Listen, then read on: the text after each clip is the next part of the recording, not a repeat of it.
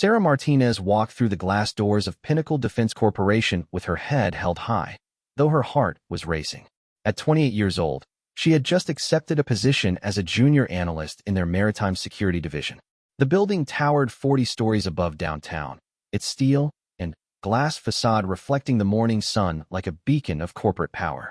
The lobby was impressive, with marble floors that echoed every footstep and walls lined with photographs of military vessels, defense contracts, and handshake ceremonies between company executives and government officials. Sarah noticed how everyone moved with purpose, their expensive suits and confident strides marking them as people who belonged in this world of high-stakes defense contracts and military partnerships. Sarah had dressed carefully for her first day, choosing a simple navy blazer and white blouse that she hoped would help her blend in. Her modest outfit stood in stark contrast to the designer clothing worn by most of her new colleagues. But she reminded herself that she had earned her place here through merit, not money. The receptionist, a polished woman with perfectly styled blonde hair, barely looked up when Sarah approached. "I'm Sarah Martinez," she said with a warm smile. "Today is my first day in maritime security. Take the elevator to the 32nd floor." The receptionist replied without making eye contact, her tone suggesting that Sarah was just another inconsequential new hire who would probably be gone within a few months. As Sarah rode the elevator up, she reflected on the journey that had brought her here. Growing up in a small coastal town, she had always been fascinated by ships and the ocean. Her father worked at the local shipyard, coming home each evening with stories about the vessels he helped repair and maintain. Despite their family's modest means, her parents had always encouraged her education, working extra shifts to help pay for her college expenses. Sarah had excelled in her studies, earning degrees in maritime engineering and international relations. She had spent countless hours in the library, studying naval architecture and defense systems while her classmates were at parties or social events. Her professors recognized her talent, but breaking into the exclusive world of defense contracting was challenging for someone without family connections or an Ivy League pedigree. The elevator doors opened to reveal a bustling floor filled with cubicles and conference rooms. Sarah could hear the constant hum of conversations about military specifications, procurement processes, and billion-dollar contracts. She was directed to a small workspace near the back corner of the floor, far from the windows and the offices of senior staff. Her supervisor, Marcus Webb, was a man in his early 50s with graying temples and an air of barely concealed impatience. He had been with Pinnacle Defense for over 20 years, climbing the corporate ladder through a combination of office politics and strategic networking. Marcus viewed new hires as necessary inconveniences, especially those who didn't come from the right backgrounds or schools. "Martinez," he said, not bothering to stand when Sarah introduced herself. "You'll be working on documentation review for our smaller contracts. Nothing too complex to start with. Jennifer will show you the basics." Jennifer Chun was a fellow analyst who had been with the company for 3 years. Unlike Marcus, she seemed genuinely pleased to have someone new to work with. "Don't mind Marcus," she whispered as they walked to Sarah's desk. "He's like that with everyone at first. You'll do fine." Sarah's initial assignments were indeed basic, reviewing contract specifications, checking compliance documents, and organizing files for more senior analysts. The work was tedious, but she approached each task with careful attention to detail, often staying late to ensure everything was completed perfectly. During her first week, Sarah began to notice patterns in the contracts she reviewed. She observed discrepancies in technical specifications, noticed when vendor qualifications didn't match project requirements, and spotted inconsistencies in pricing structures. Her engineering background allowed her to understand the technical aspects that many of her colleagues glossed over. However, when Sarah tried to share her observations with Marcus, he dismissed her concerns. "You're here to review documents, not redesign our entire procurement process," he told her curtly. "Stick to what you're assigned." The culture at Pinnacle Defense was hierarchical and exclusive. Senior executives held court in corner offices with panoramic city views, while junior staff worked in cramped cubicles under fluorescent lighting. The company's leadership team was predominantly male and came from similar backgrounds: prestigious universities, family connections in government or military circles, and decades of experience in the defense industry. During lunch breaks, Sarah often ate alone while her colleagues gathered in groups, discussing weekend plans at country clubs or networking events that she couldn't afford to attend. She noticed how promotions and important assignments seemed to go to people who socialized with management outside of work, rather than those who demonstrated the strongest technical skills. Despite the challenging social dynamics, Sarah remained focused on her work. She began studying the company's major contracts in her spare time, learning about their naval vessel modernization projects, coastal defense systems, and maritime surveillance technologies. The more she learned, the more she realized that Pinnacle Defense was involved in some of the most critical military infrastructure in the country. One afternoon, while reviewing specifications for a coastal radar installation project, Sarah discovered a significant technical error that could compromise the system's effectiveness. The project was worth over $50 million and was already in the implementation phase. She double-checked her calculations multiple times before approaching Marcus with her findings. "I think there might be a problem with the radar array configuration," she said, spreading the technical drawings across his desk. "The frequency specifications don't account for atmospheric interference in coastal environments. This could result in significant blind spots." Marcus barely glanced at her analysis. "These specifications were approved by our senior engineers months ago," he replied dismissively. "I'm sure they know what they're doing better than someone who's been here for 2 weeks." Sarah persisted, explaining the technical issues in detail and showing how the atmospheric conditions could affect radar performance. Marcus grew increasingly irritated, finally telling her to focus on her assigned tasks instead of looking for problems that didn't exist. Frustrated but undeterred, Sarah decided to document her findings thoroughly. She spent her evenings researching atmospheric physics and radar technology, creating detailed reports that clearly explained the potential problems with the current configuration. She hoped that eventually, someone would listen to her concerns. The next few weeks followed a similar pattern. Sarah continued to identify issues in various projects, cost overruns that could be prevented, technical specifications that needed refinement, and vendor qualifications that required additional verification. Each time, her suggestions were either ignored or dismissed by her supervisors. Her colleagues began to view her as overly ambitious or troublesome. Some whispered that she was trying to make herself look important by criticizing established processes. Others suggested that she should focus on learning the company culture instead of trying to change everything. Jennifer was one of the few people who seemed to appreciate Sarah's diligence. "You have good instincts," she told Sarah during a coffee break. "But you need to understand how things work here. This company values loyalty and stability above innovation. People who rock the boat don't usually last long." Sarah understood the warning, but couldn't bring herself to simply ignore obvious problems. Her father had raised her to take pride in her work and to speak up when she saw something wrong. She remembered his stories about shipyard workers who caught dangerous design flaws before they could cause accidents, and how their attention to detail saved lives. As autumn arrived, Sarah had been with Pinnacle Defense for 3 months.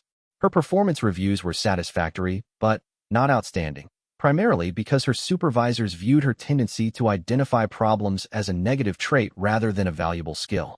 She had received no promotions or special assignments, despite consistently producing high-quality work. During this time, Sarah learned more about the company's most important client, the United States Navy. Pinnacle Defense held multiple contracts worth billions of dollars, providing everything from ship modernization services to advanced defense systems. The Navy's satisfaction with these contracts was crucial to the company's continued success and profitability. Sarah also discovered that the company was competing for an enormous new contract, a comprehensive naval-based security upgrade worth over $2 billion. This project would involve installing advanced surveillance systems, upgrading communication networks, and implementing new perimeter defense technologies at multiple Navy installations along the coast. The competition for this contract was fierce, with only 3 major defense contractors in the running. Pinnacle Defense had been working on their proposal for over a year, and winning this contract would secure the company's position as a leader in naval security systems for the next decade. However, as Sarah continued to review related documents, she began to notice troubling patterns. Technical specifications seemed rushed, cost estimates appeared inflated, and some vendor qualifications looked questionable. She worried that the company was so focused on winning the contract that they might be overlooking critical details that could affect the project's success. One evening, while working late to finish a documentation review, Sarah overheard a conversation between Marcus and another senior analyst. They were discussing the naval base contract and expressing confidence that their political connections would help secure the deal, regardless of technical merit. "The Navy brass knows our people," Marcus was saying. We've been taking care of them for years. They're not going to choose some outsider over a proven partner. The conversation troubled Sarah deeply. She believed that defense contracts should be awarded based on technical capability and value, not political relationships. The safety and security of military personnel depended on these systems working properly, and any shortcuts or compromises could have serious consequences. That night, Sarah went home to her small apartment and sat at her kitchen table, staring out at the city lights. She thought about her father, who had always taught her to do what was right, even when it was difficult. She thought about the sailors and Marines who would depend on these security systems to protect their bases and their lives. Sarah realized that she was at a crossroads. She could continue to work quietly, collect her paycheck, and avoid making waves. Or she could find a way to ensure that her concerns about the various projects were properly addressed, even if it meant risking her career. The next morning, Sarah arrived at work with a new sense of determination.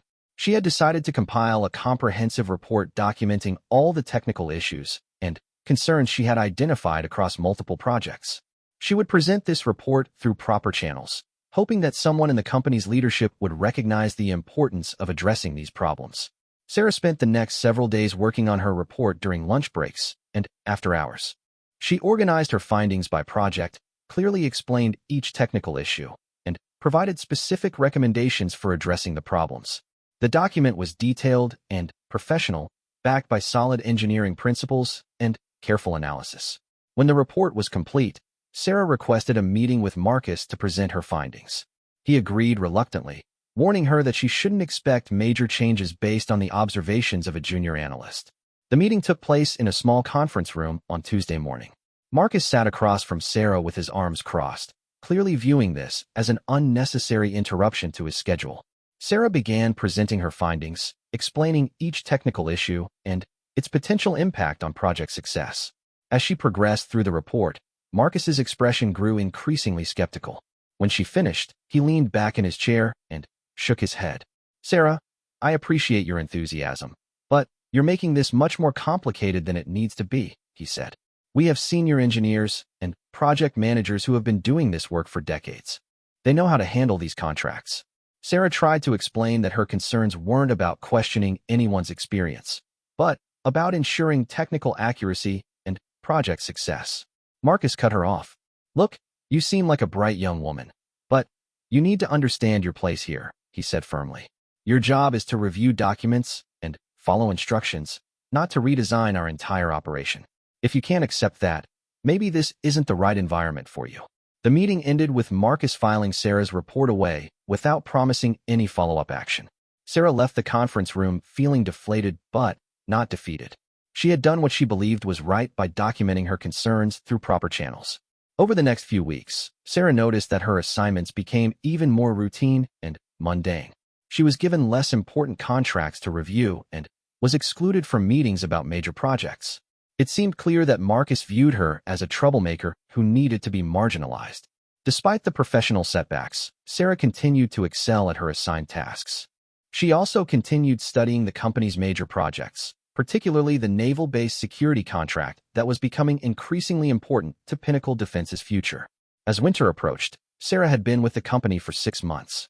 She had learned to navigate the corporate culture while maintaining her commitment to technical excellence. Though her career advancement had stalled, she remained proud of the quality of her work and her dedication to identifying potential problems before they became serious issues.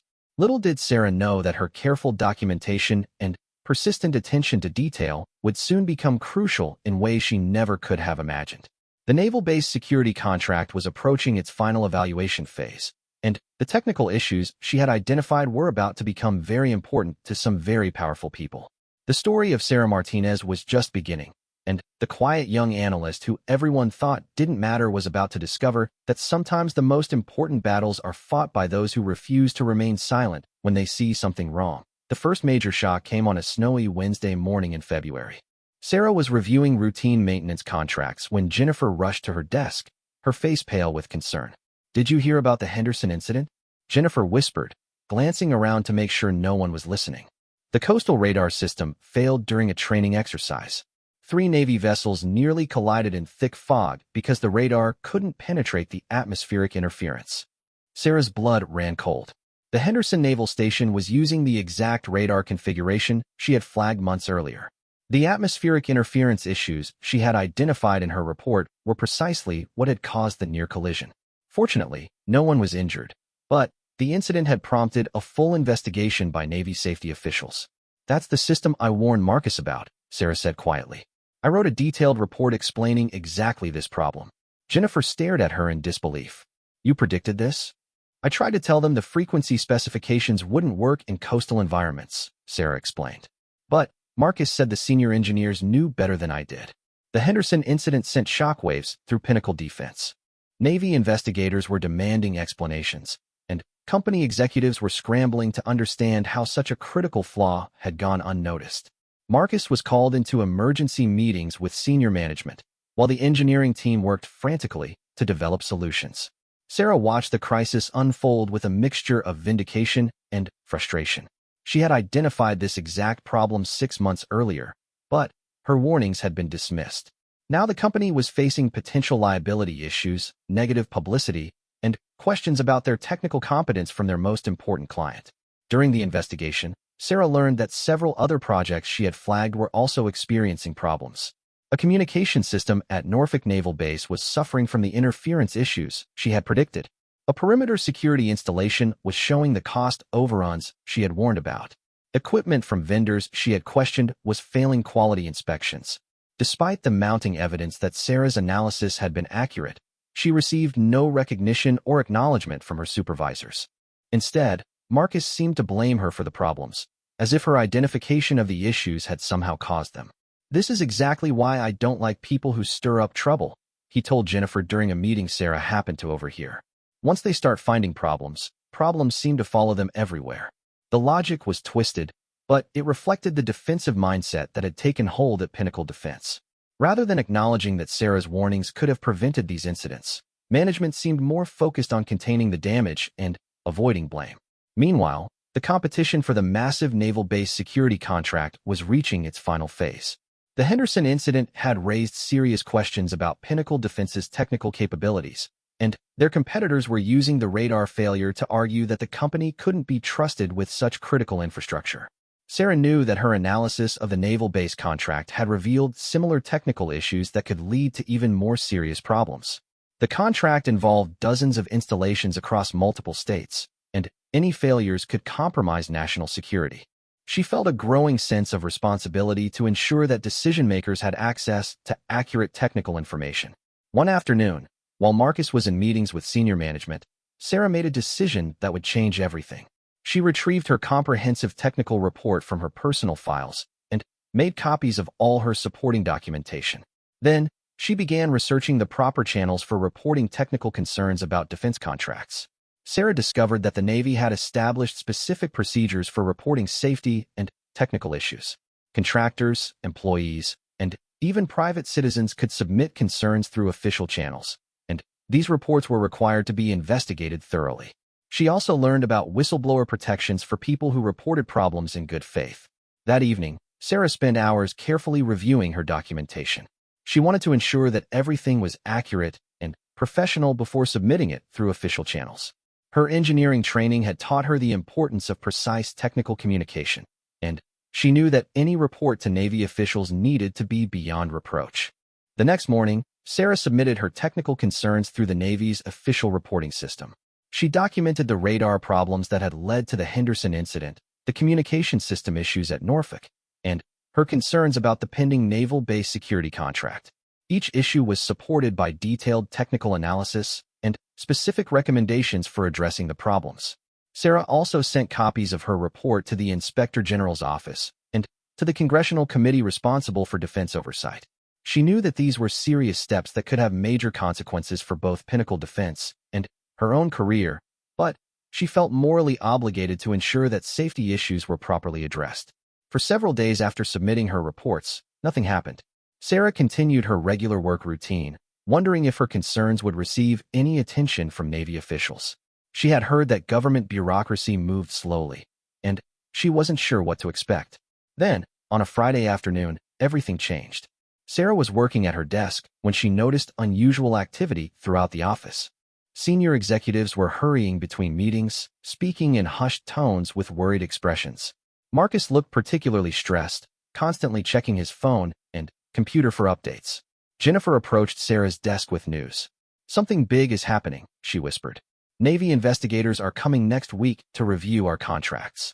They want to examine all our technical documentation and interview key personnel." Sarah felt her heart racing. She realized that her reports had triggered a formal Navy investigation into Pinnacle Defense's contracts.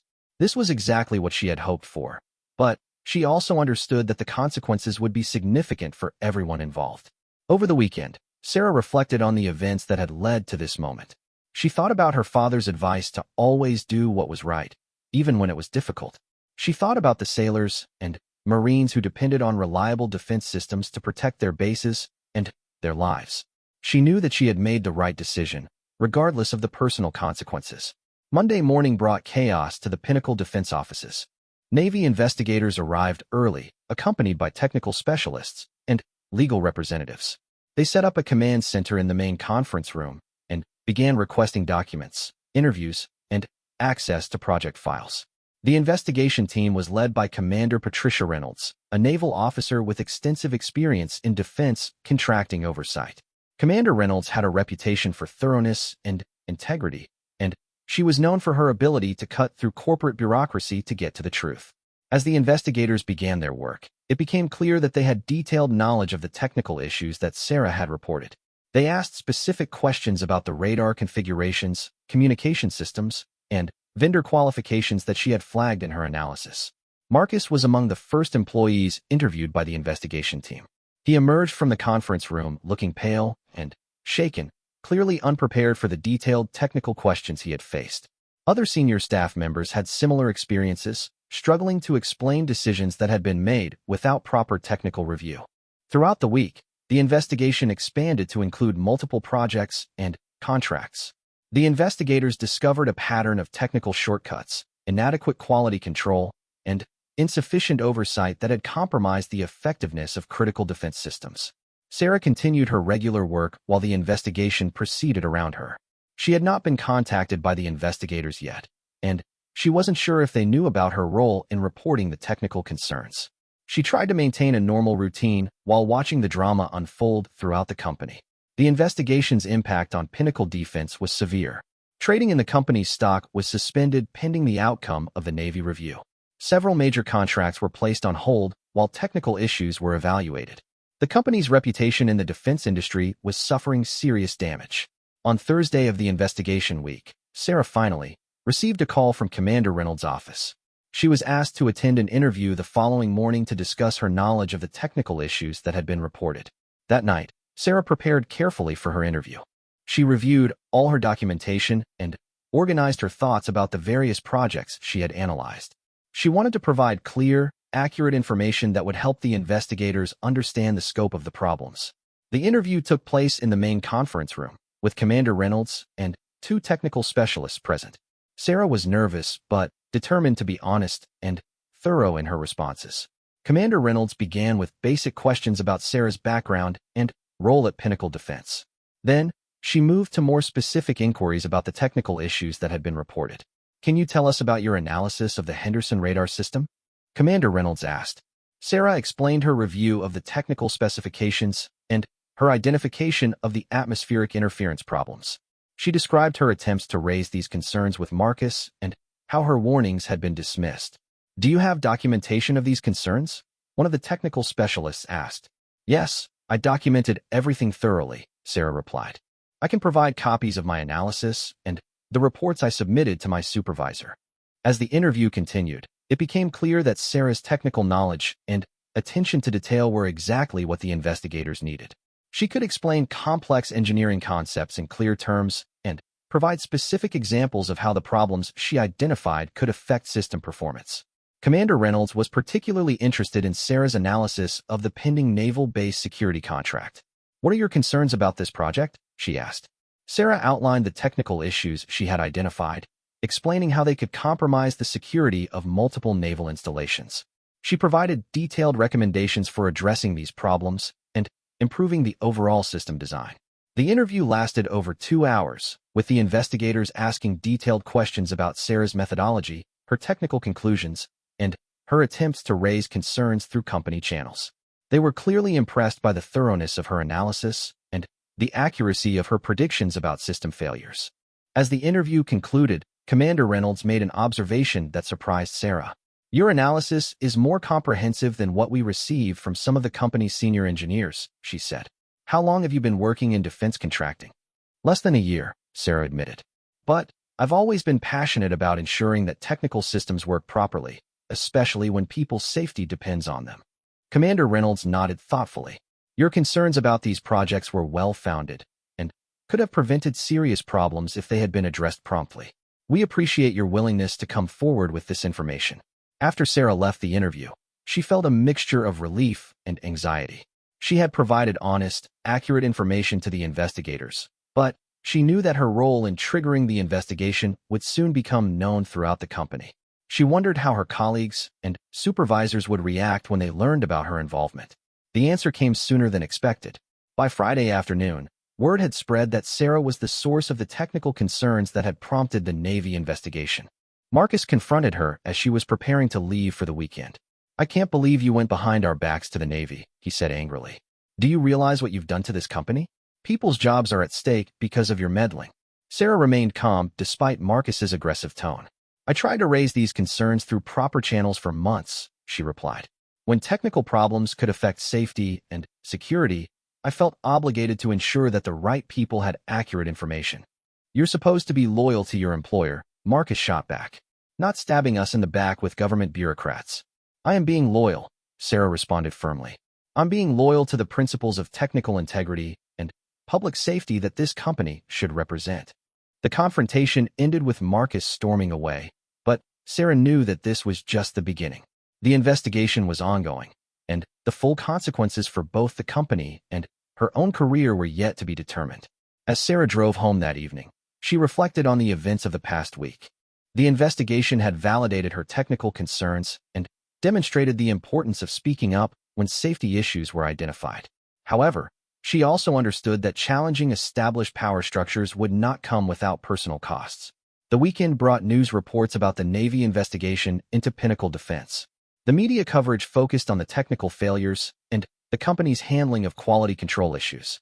Sarah's name was not mentioned in the reports, but she knew that her role in the investigation would eventually become public knowledge. On Sunday evening, Sarah received an unexpected phone call from Commander Reynolds. The naval officer wanted to schedule a follow-up meeting to discuss additional technical concerns that had emerged during the investigation. She also mentioned that Navy leadership was interested in Sarah's recommendations for improving oversight and quality control in defense contracting.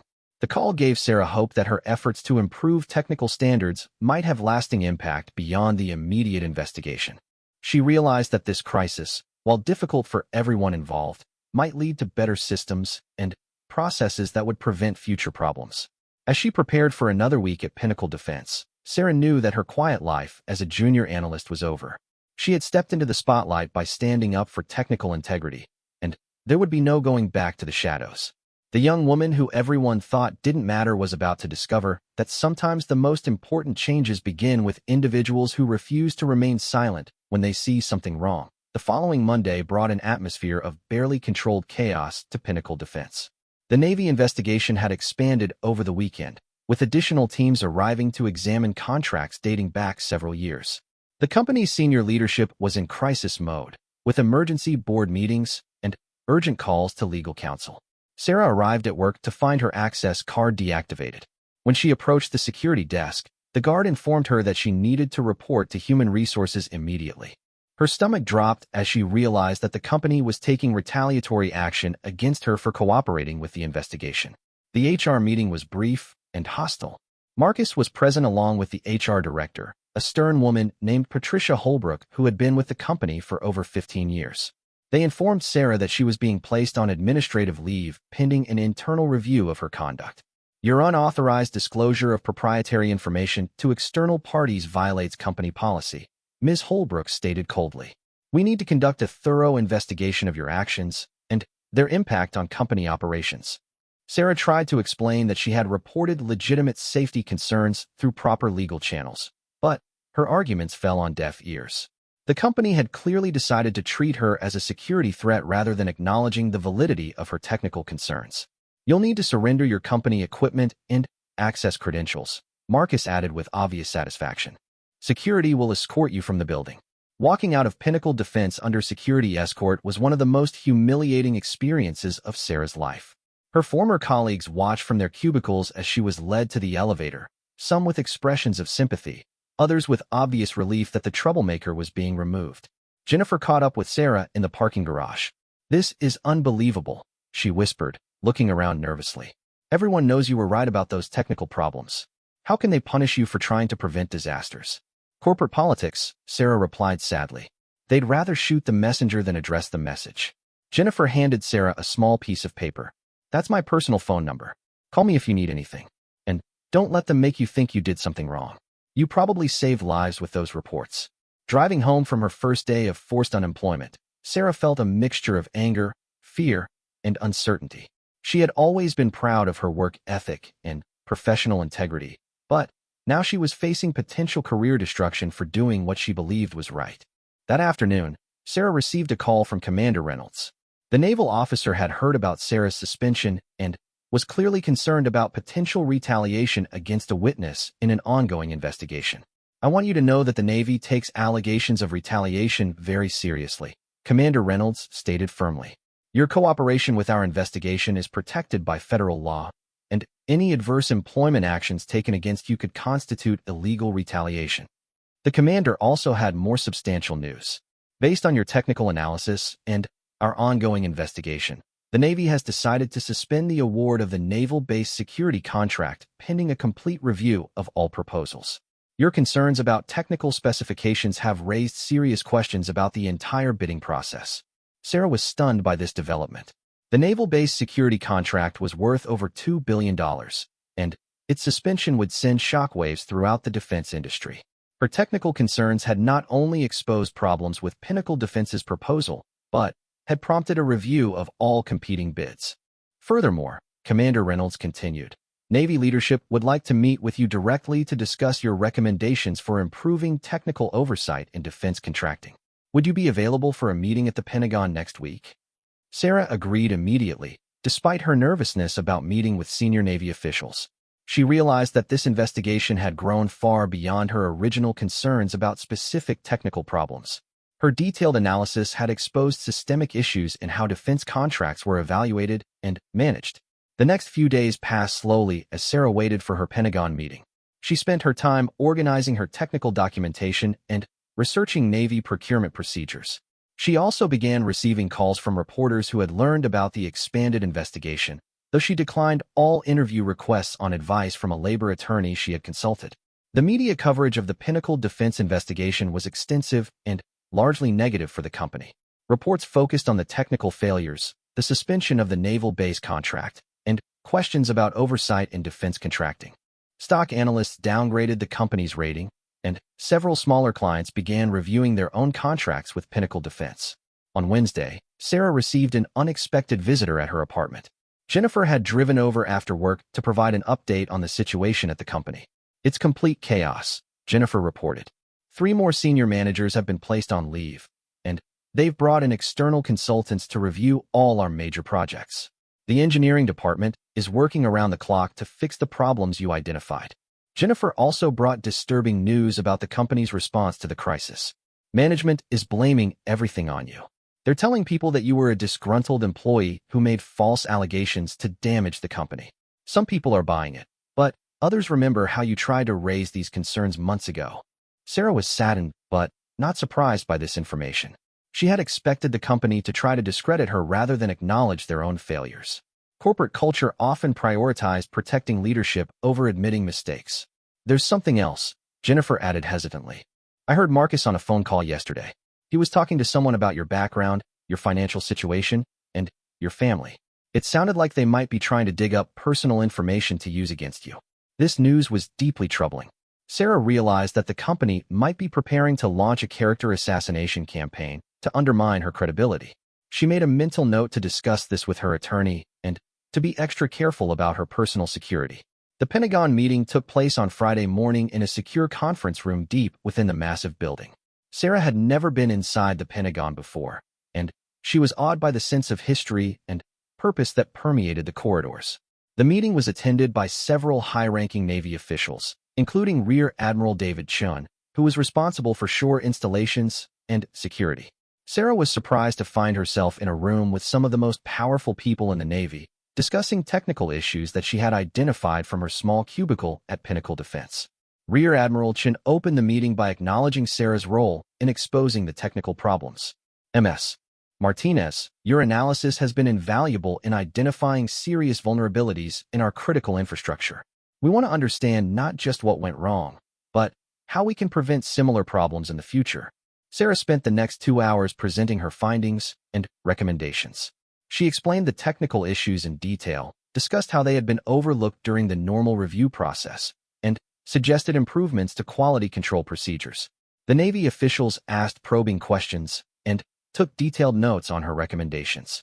Your background is in maritime engineering, correct? Asked Captain Sarah Kim, the Navy's Director of Technical Procurement. Have you considered a career in government service? We need people with your analytical skills and attention to detail. Sarah was flattered by the suggestion, but explained that she was more interested in ensuring that existing systems worked properly than in changing careers. I just want to see these problems fixed and prevent similar issues in the future, she said. Admiral Chun nodded approvingly. That's exactly the kind of commitment we need from our contractors and partners. Unfortunately, your experience with Pinnacle Defense suggests that not all companies share those priorities. The meeting concluded with Admiral Chun asking Sarah to prepare a comprehensive report on recommended improvements to Navy procurement and oversight procedures. This report would be used to brief senior Pentagon leadership and could influence how the entire defense industry operated. As Sarah left the Pentagon that afternoon, she felt a sense of purpose that she had never experienced before. Her technical concerns had evolved into a mission to improve safety and security for military personnel throughout the country. The young analyst who had been marginalized at Pinnacle Defense was now advising senior Navy leadership on critical infrastructure issues. However, the personal costs of her stand were becoming increasingly apparent. Over the weekend, Sarah received several threatening phone calls from anonymous individuals who accused her of being unpatriotic and damaging American defense capabilities. She also noticed a suspicious car parked near her apartment building for several consecutive days. On Monday morning, Sarah met with her attorney to discuss the escalating harassment and potential retaliation. The lawyer, Maria Santos, had experience with whistleblower cases and was concerned about the pattern of intimidation. These tactics are designed to discourage you from continuing your cooperation with the investigation, Ms. Santos explained. We need to document everything and report the harassment to appropriate authorities. The FBI has jurisdiction over threats against witnesses in federal investigations. Sarah filed a complaint with the FBI about the threatening calls and suspicious surveillance. Agent Rebecca Morrison, who specialized in witness protection, assured Sarah that the threats would be investigated thoroughly and that additional security measures could be implemented if necessary. Retaliation against whistleblowers is a serious federal crime, Agent Morrison explained. The fact that you're receiving threats suggests that your revelations are having significant impact on powerful interests. Meanwhile, the investigation into Pinnacle Defense continued to expand. Federal prosecutors had joined the inquiry, examining potential criminal violations related to contract fraud and safety violations. The company's stock price had fallen by over 40%, and several major investors were demanding changes in leadership. Sarah learned from news reports that Pinnacle Defense was facing potential civil and criminal liability totaling hundreds of millions of dollars. The company was also at risk of being suspended from federal contracting, which would effectively end its business operations. On Wednesday, Sarah received a call from Commander Reynolds with an unexpected development. The Navy has decided to create a new technical review position specifically focused on quality assurance for critical infrastructure contracts. We'd like you to consider applying for this role. The position would involve reviewing major defense contracts for technical accuracy, conducting independent analysis of proposed systems, and reporting directly to senior Navy leadership. It would be a civilian position with significant responsibility and the authority to halt contracts that posed safety or security risks. This role was created based on your recommendations, Commander Reynolds explained. We recognize that we need independent technical expertise that isn't influenced by corporate politics or financial considerations. Sarah was intrigued by the opportunity, but wanted to ensure that her current situation was resolved before making any major career decisions. She asked for time to consider the offer while continuing her cooperation with the ongoing investigation. That same day, Sarah received an unexpected call from a reporter at the Washington Post. The journalist, David Kim, had been investigating defense contracting issues and wanted to interview Sarah about her experience at Pinnacle Defense. Initially, Sarah declined the interview request, following her attorney's advice to avoid media attention during the ongoing investigation. However, when the reporter mentioned that Pinnacle Defense was spreading false information about her background and motives, she reconsidered. They're claiming that you were a problem employee who fabricated technical concerns to retaliate against the company, the reporter explained.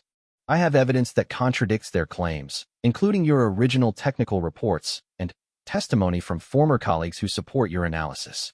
After consulting with her attorney, Sarah agreed to a limited interview focused on the technical issues rather than personal details. The resulting article, published the following Sunday, provided a detailed account of how Sarah's warnings had been ignored and how the resulting failures had compromised military security. The article had a significant impact on public perception of the case.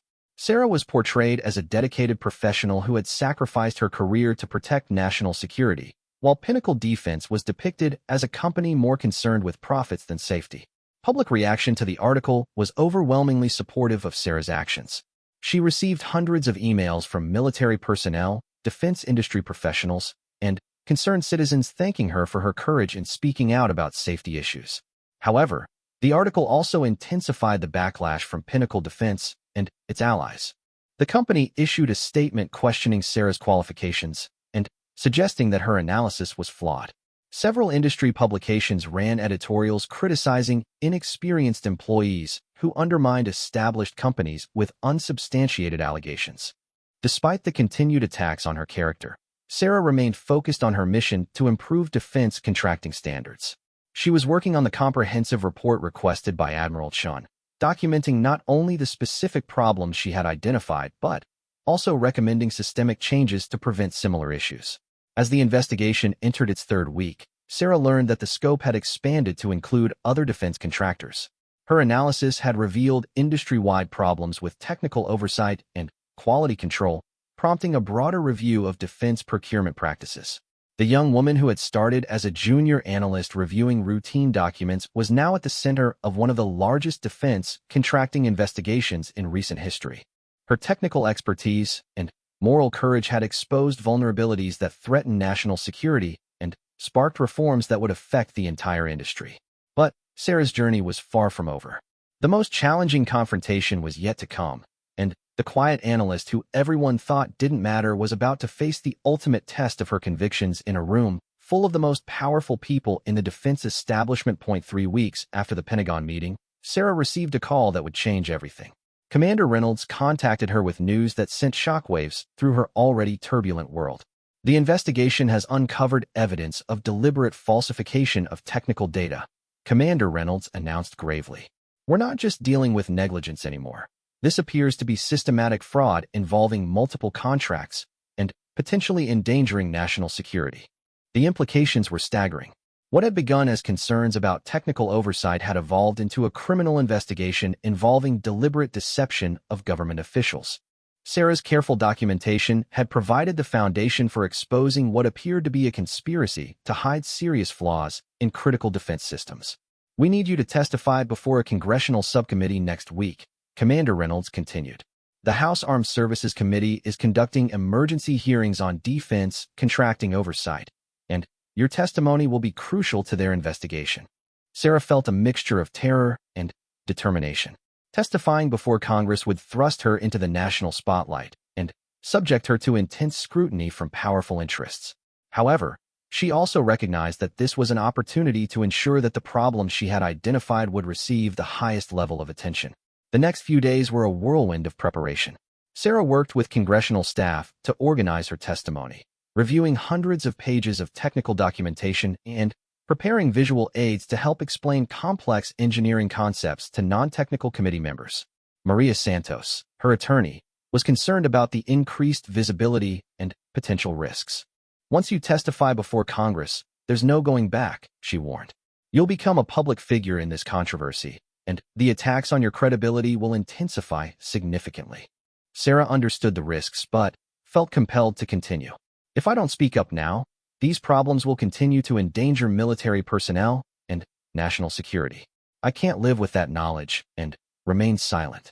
Meanwhile, Pinnacle Defense was fighting for its survival. The company had hired one of Washington's most prestigious law firms and was reportedly spending millions of dollars on public relations consultants to manage the crisis. They were also aggressively lobbying congressional representatives to minimize the scope of the hearings. The night before her congressional testimony, Sarah received an unexpected visitor at her apartment. Jennifer Chun had driven 3 hours from the Pinnacle Defense offices to warn Sarah about the company's tactics. They've hired private investigators to dig into your background, Jennifer revealed anxiously. I overheard Marcus talking about finding anything that could discredit you. Financial problems, personal relationships, anything that could make you look unreliable. Jennifer also brought disturbing information about internal discussions at Pinnacle Defense. Senior management is planning to claim that you stole proprietary information and shared it with competitors. They're going to argue that your real motivation was corporate espionage, not safety concerns. This revelation confirmed Sarah's worst fears about the company's strategy. They were planning to shift the narrative from technical failures to questions about her character and motives. She realized that her testimony would need to be flawless to counter these anticipated attacks. There's something else, Jennifer added hesitantly. I copied some documents before they could be destroyed.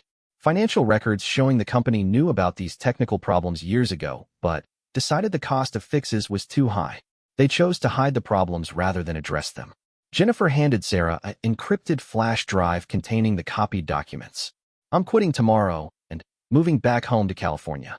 I can't work for a company that knowingly endangers people's safety for profit. The morning of the congressional hearing, Sarah woke before dawn to prepare for what she knew would be the most important day of her life. She dressed conservatively in a navy blue suit, wanting to project competence and credibility. The hearing would be televised nationally, and she understood that millions of Americans would form their first impressions of her based on her appearance and testimony. The hearing room was packed with reporters, congressional staff, defense industry representatives, and concerned citizens. Sarah recognized several high-ranking military officers in the audience, including Admiral Chun, who had flown in from Norfolk to observe the proceedings. The committee chairman, Congressman Robert Mitchell, opened the hearing with a statement emphasizing the gravity of the situation. We are here today to examine serious allegations that fundamental flaws in our defense contracting system may have compromised the safety of our military personnel and the security of our nation. Pinnacle Defense CEO Jonathan Sterling testified first, accompanied by a phalanx of attorneys and consultants. Sterling was a polished executive in his early 60s who had led the company for over a decade. His testimony was carefully crafted to minimize the company's responsibility while questioning the credibility of their critics. Pinnacle Defense has served our nation's military with distinction for over 30 years, Sterling declared confidently. While we acknowledge that some technical issues have been identified in our products, we firmly reject suggestions that these problems resulted from negligence or deliberate misconduct. Sterling's testimony lasted over an hour, during which he repeatedly emphasized the company's track record and suggested that the current problems had been blown out of proportion by inexperienced employees seeking attention. He never mentioned Sarah by name, but the implications were clear. During questioning by committee members, Sterling became increasingly defensive. When asked about the Henderson radar failure, he claimed that atmospheric conditions were more severe than anyone could have predicted. When questioned about cost overruns on other projects, he blamed changing government requirements and unrealistic schedules. Congressman Lisa Park, a former Navy officer who served on the committee, pressed Sterling on his company's internal review processes. Mr. Sterling, did your company receive any internal warnings about these technical problems before they were reported to Navy investigators? Sterling hesitated before answering. Our engineering team conducts continuous reviews of all our projects. Any concerns that are raised are evaluated through our established procedures. That wasn't my question. Congressman Park responded firmly. Did you receive specific warnings about the radar system that failed at Henderson? And, if so, what actions did you take? We received numerous technical suggestions from employees at all levels, Sterling replied evasively. Senior engineers evaluate these suggestions based on their expertise and experience. Sarah watched Sterling's testimony with growing frustration. He was using corporate doublespeak to avoid acknowledging that her warnings had been dismissed without proper consideration. His testimony reinforced her determination to present clear, factual information about what had actually happened. When Sarah was called to testify, the hearing room fell silent. She approached the witness table with her technical documentation organized in neat folders, her hands steady despite her nervousness. She had spent days preparing for this moment, and she was determined to present her case clearly and convincingly. Congressman Mitchell began with basic questions about Sarah's background and role at Pinnacle Defense. Sarah explained her education, her passion for maritime engineering, and her commitment to ensuring that technical systems functioned properly. Ms. Martinez, please describe your first concerns about the Henderson radar system, Congressman Mitchell requested. Sarah opened her first folder and retrieved a technical diagram. In September of last year, I was reviewing the specifications for the coastal radar installation at Henderson Naval Station. I noticed that the frequency settings did not account for atmospheric interference common in marine environments. She explained the technical issues in clear, simple language, avoiding jargon that might confuse committee members. She showed how atmospheric moisture and temperature variations could create blind spots in radar coverage, potentially leading to navigation hazards. "What did you do with these concerns?" asked Congresswoman Park. "I documented my analysis thoroughly and presented it to my immediate supervisor, Marcus Webb," Sarah replied. "I explained the potential problems and recommended modifications to the frequency specifications that would address the interference issues." "How did your supervisor respond to these concerns?" Sarah's voice remained steady as she recounted Marcus's dismissive response. "He told me that senior engineers had approved the specifications and that I should focus on my assigned tasks instead of looking for problems that didn't exist." "Did you document this conversation?" "Yes, I maintained detailed records of all my technical concerns and the responses I received from management. I also continued to monitor the project's progress and document additional issues as they arose." Sarah presented a timeline showing how she had identified problems, reported them to management, and tracked their development over several months. Her documentation was meticulous and professional, clearly demonstrating that she had followed proper procedures before reporting her concerns to Navy officials. Congressman David Thompson, a Republican member who had initially seemed skeptical of the investigation, asked about Sarah's motivations. "Ms. Martinez, some people have suggested that you reported these concerns because you were dissatisfied with your role at the company or seeking personal advancement. How do you respond to these allegations?" Sarah had anticipated this question and was prepared with a direct response. "Congressman Thompson, I reported these concerns because I believe they posed risks to military personnel and national security. My personal career was progressing normally at Pinnacle Defense, and I had no complaints about my treatment until I began raising safety issues." She continued, "I want to be very clear about my motivations. My father worked in a shipyard, and he taught me that when you see something that could endanger people's safety, you have a moral obligation to speak up. That's exactly what I did." The hearing continued for several more hours, with Sarah answering detailed questions about her technical analysis, her attempts to work within company channels, and her decision to report concerns to Navy officials. Throughout her testimony, she remained calm and focused, backing up every statement with documentation. The most dramatic moment came when Congressman Park asked Sarah about the consequences of ignoring the technical problems she had identified. Sarah's voice became more passionate as she explained the potential risks. "Congressman Park, the radar system that failed at Henderson could have caused a collision between Navy vessels in foggy conditions. We were fortunate that no one was injured, but the same technical flaws exist in other installations. The naval-based security contract that has been suspended contains similar problems that could compromise the safety of thousands of military personnel." She paused to compose herself before continuing. "I didn't speak up to damage any company or advance my own career. I spoke up because I couldn't remain silent when I knew that people's lives were at risk." The hearing room was completely quiet as Sarah finished her testimony. Even the reporters had stopped taking notes to listen to her final words. The young woman who had been dismissed as a junior analyst had just delivered one of the most compelling testimonies that many of the committee members had ever heard. During a brief recess, Admiral Chun approached Sarah in the hallway outside the hearing room. "Ms. Martinez, that was exemplary testimony," he said quietly. "You've done a great service to your country today." The Admiral's words meant more to Sarah than any praise she had ever received. She realized that her lonely struggle to raise awareness about technical problems had evolved into something much larger, a fight for integrity and accountability in systems that protected American military personnel around the world. When the hearing resumed, the committee questioned other witnesses, including Navy investigators and independent technical experts who had reviewed Sarah's analysis. Each witness confirmed the accuracy of her technical conclusions and praised the thoroughness of her documentation. Commander Reynolds testified about the Navy's investigation and the systemic problems it had revealed. Ms. Martinez's initial reports prompted us to examine not just Pinnacle Defense, but our entire approach to technical oversight in defense contracting. We have identified serious vulnerabilities that require immediate attention. The hearing concluded with Chairman Mitchell announcing that the committee would be drafting legislation to strengthen technical oversight in defense contracting and protect whistleblowers who report safety concerns. He specifically commended Sarah for her courage in bringing these issues to light.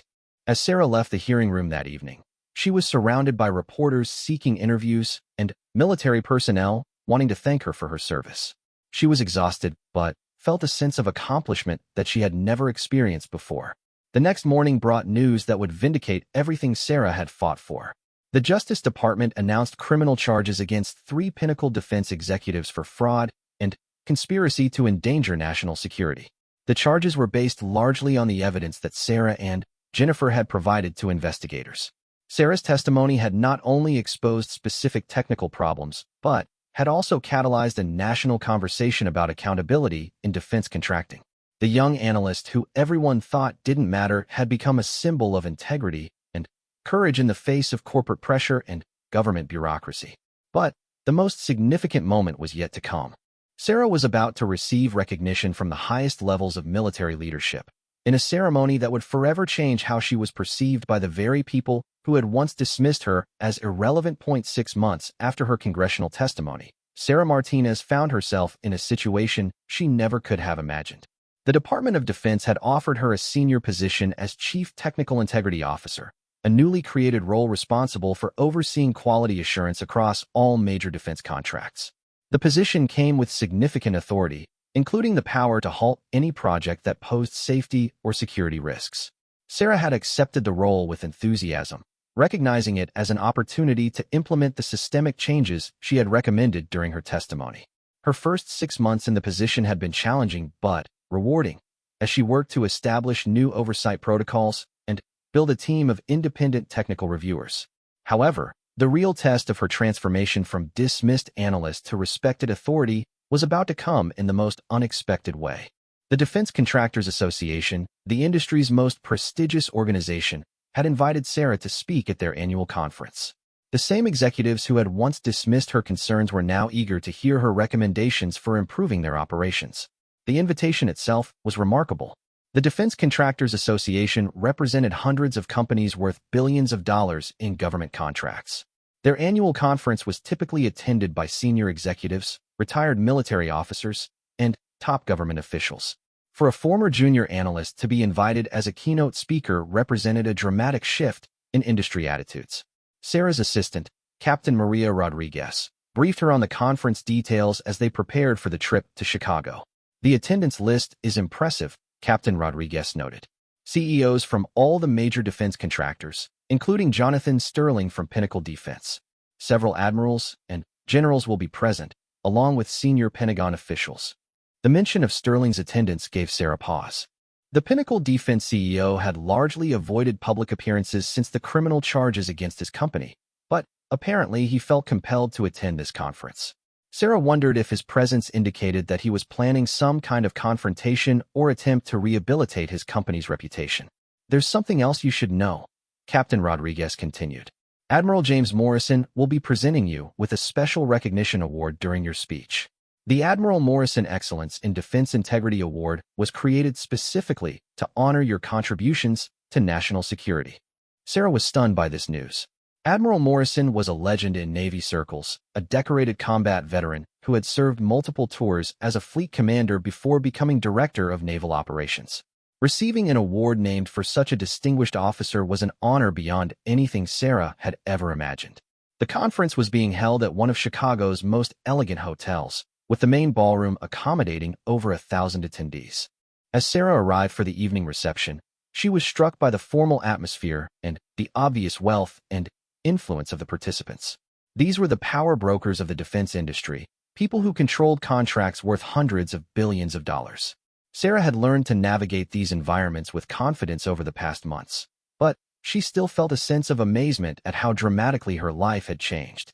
Less than 2 years earlier, she had been a junior analyst working in a corner cubicle, dismissed by supervisors who saw her as an insignificant troublemaker.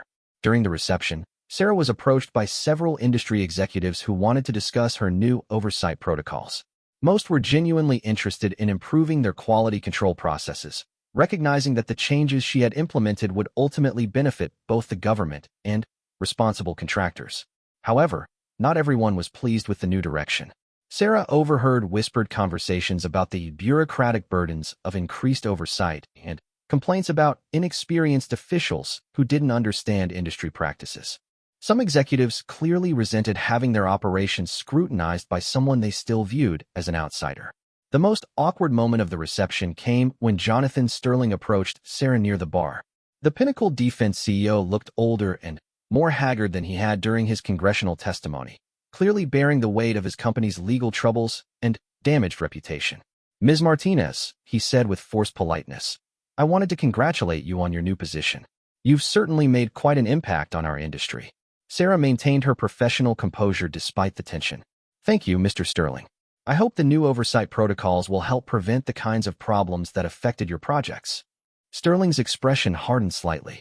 "Yes, well, some of us believe those problems were exaggerated by people who didn't fully understand the complexities of defense contracting.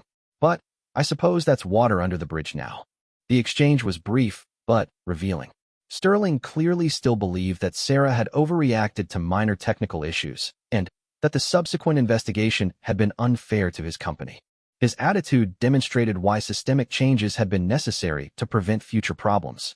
The main conference began the following morning with presentations from senior Pentagon officials about strategic priorities and budget allocations.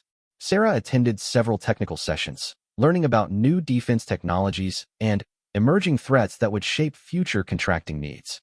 Throughout the day, Sarah noticed the respectful attention she received from conference attendees. Military officers sought her input on technical issues, defense executives asked for guidance on compliance matters, and government officials discussed policy initiatives with her.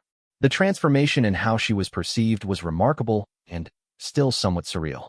The keynote presentation was scheduled for the final evening of the conference, with a formal dinner preceding Sarah's speech. As guests gathered in the ballroom, Sarah felt a familiar mixture of nervousness and determination. She had prepared extensively for this presentation, knowing that it represented an opportunity to communicate directly with the most influential people in the defense industry. Admiral Morrison arrived shortly before dinner, accompanied by several other senior military officers. Sarah was introduced to the Admiral during the cocktail hour, and she was immediately impressed by his bearing and presence. Despite his reputation as a demanding leader, Admiral Morrison was gracious and encouraging in his conversation with Sarah. "Ms. Martinez," he said warmly, "your work over the past year has been exemplary. You've demonstrated exactly the kind of technical integrity and moral courage that we need in defense contracting. It's an honor to be presenting this award to you tonight." The Admiral continued, "I want you to know that your efforts have had impact far beyond the specific contracts you reviewed. The oversight protocols you've developed are being adopted throughout the military, and they're already preventing problems that could have compromised our readiness." As dinner concluded and the presentation program began, Sarah felt a growing sense of anticipation. She had spoken to congressional committees, Pentagon officials, and military audiences, but this would be her first major address to the defense industry itself. The speech represented an opportunity to explain her vision for improved quality control directly to the people responsible for implementing it. Conference Chairman Robert Hartley, CEO of Strategic Defense Systems, introduced Sarah with remarks that highlighted her transformation from junior analyst to senior government official. "Our keynote speaker tonight represents the best of American technical excellence and professional integrity," Hartley announced. Her commitment to quality and safety has improved our entire industry. As Sarah approached the podium, she noticed that the large ballroom was completely silent. Over 1,000 of the most powerful people in defense contracting were focused entirely on her words. The young woman who had once been ignored in corporate meetings was now commanding the attention of industry leaders. Sarah began her presentation by acknowledging the industry's critical role in national security. The defense contractors in this room provide the technologies and systems that protect our military personnel and our nation, she said. Your work literally saves lives and preserves freedom around the world. She continued by outlining the technical oversight protocols that had been implemented since her original reports about Pinnacle Defense. Sarah explained how these changes would strengthen quality control while maintaining efficiency and innovation in defense contracting. These new protocols are not designed to create bureaucratic obstacles, Sarah emphasized. They are designed to ensure that the excellent work being done by responsible contractors is not undermined by preventable technical problems. The audience listened attentively as Sarah described specific improvements in testing procedures, documentation requirements, and quality assurance processes. She provided examples of how these changes had already prevented potential problems in several major contracts. However, the most powerful moment of the presentation came when Sarah addressed the personal costs of speaking up about technical problems. I want to be honest with you about the challenges that many technical professionals face when they identify potential safety issues, she said. Too often, employees who raise legitimate concerns about quality or safety are viewed as troublemakers or disloyal. They may face retaliation, career damage, or personal attacks on their credibility. This culture of discouraging dissent is dangerous and counterproductive. Sarah's voice grew stronger as she continued. We must create environments where technical professionals feel safe to report problems without fear of retaliation. The security of our nation depends on having accurate information about our defense systems, even when that information reveals uncomfortable truths. The audience remained completely focused as Sarah concluded her prepared remarks. The technical challenges facing our military are becoming increasingly complex, and we cannot afford to ignore warning signs or suppress honest analysis. We must embrace a culture of transparency and continuous improvement. As Sarah finished speaking, the applause was immediate and sustained. The industry executives who had once viewed her as a threat were now acknowledging her expertise and leadership. The transformation was complete. She had gained their respect through competence, integrity, and perseverance. Admiral Morrison then approached the podium to present the award. The distinguished naval officer carried himself with the bearing of someone who had commanded ships in combat and led thousands of sailors through dangerous missions. Ladies and gentlemen, Admiral Morrison began. It is my privilege to present the Admiral Morrison Excellence in Defense Integrity Award to Ms. Sarah Martinez. This award recognizes exceptional contributions to defense quality and safety, demonstrated through technical excellence and moral courage. The Admiral paused before continuing with words that would resonate throughout the ballroom. Ms. Martinez exemplifies the values that must guide our defense enterprise: unwavering commitment to truth, willingness to challenge established practices when necessary, and dedication to protecting those who serve our nation. As Admiral Morrison pinned the award to Sarah's jacket, the ballroom erupted in sustained applause. Military officers, government officials, and industry executives rose to their feet in recognition of her achievements. The moment was captured by photographers and would later appear in defense industry publications around the world. However, the most meaningful recognition came from an unexpected source. As the formal program concluded and guests began to mingle, Sarah noticed a group of junior employees from various defense contractors approaching her. These were young engineers, analysts, and technical specialists who had been inspired by her story. Ms. Martinez, said a young engineer from Lockheed Martin, your example has given all of us courage to speak up when we see technical problems. We want you to know that your work is changing the culture throughout the industry. A systems analyst from Raytheon added, before your congressional testimony, I was afraid to question senior engineers about design flaws I had identified. Now our company has established formal channels for technical concerns, and management actually listens to our recommendations. These conversations continued throughout the evening as young technical professionals shared stories about how Sarah's example had empowered them to advocate for quality and safety in their own work. The cultural change she had initiated was spreading throughout the industry, carried forward by a new generation of engineers and analysts. As the evening wound down, Sarah reflected on the extraordinary journey that had brought her to this moment. 2 years earlier, she had been a dismissed junior analyst whose concerns were ignored by corporate executives.